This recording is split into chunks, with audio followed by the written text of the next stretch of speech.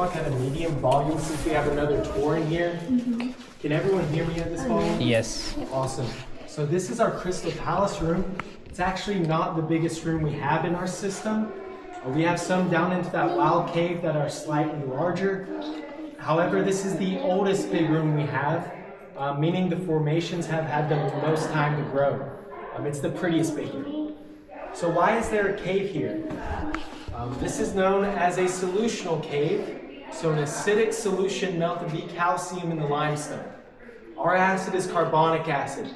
Rain falls through the air, it picks up carbon dioxide, turns into carbonic acid. Guess what? Y'all drink carbonic acid. Carbonic acid is in carbonated drinks. Your sodas, your sparkling waters, anything with little bubbles has carbonic acid.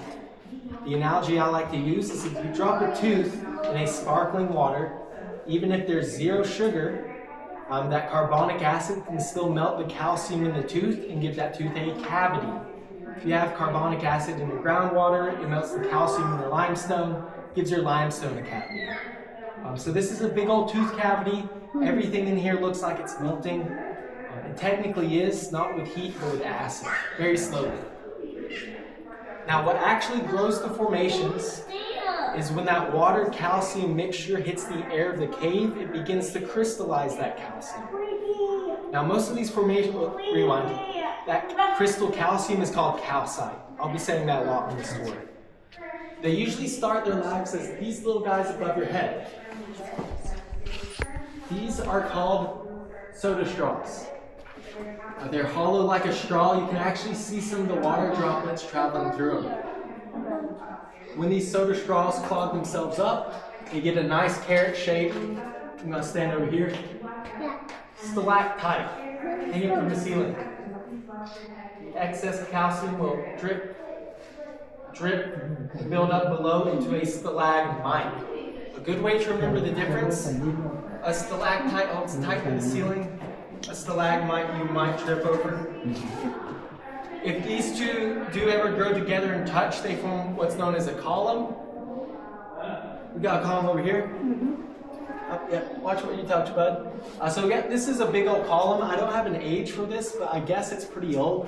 The average growth rate for our cave is about a cubic inch every 100 years. So this one's old.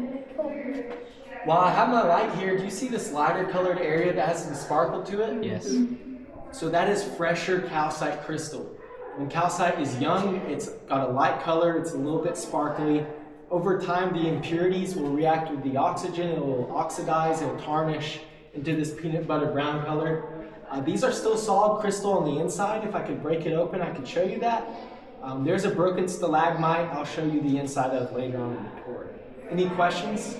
No. All right, we're going up these stairs. There's going to be an overlook. There's also going to be a big red hole.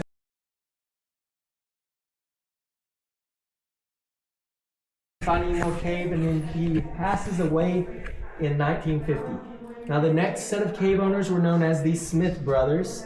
They knew their geology a little bit better. Do you see this stone that looks like it's melting or flowing over the surface? Funnily enough, it's called flowstone. When water-rich in minerals flow,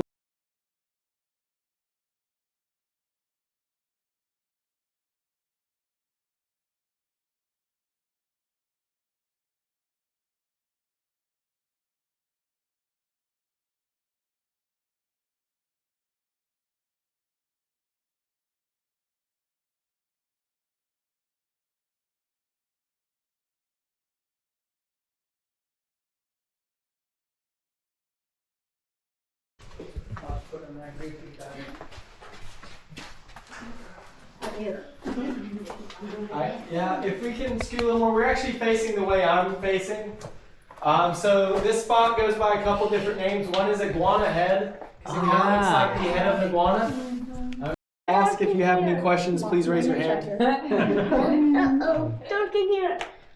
But usually this is so dark that actually no animal can see in this.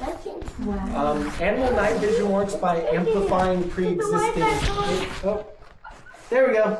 Say thank you. So salamanders and stuff that are normally down here have not adjusted to see then? No. So the animal night vision works by amplifying pre-existing light. So starlight, moonlight, now human light pollution. There's no light to amplify down here. So a lot of these animals still have eyes because they can live in that first 100 feet if they want to. But they also have really good senses of smell. The crickets have those long antennae. They can feel their way around. Bats use their echolocation. But we have these pretty lights. We don't have to use any of that. They also come in nice little colors too. You looking at our electrical? Yeah, I'm looking at just holes in different formations. I think are really cool. I'll tell you what. All of this is redneck engineering. If this place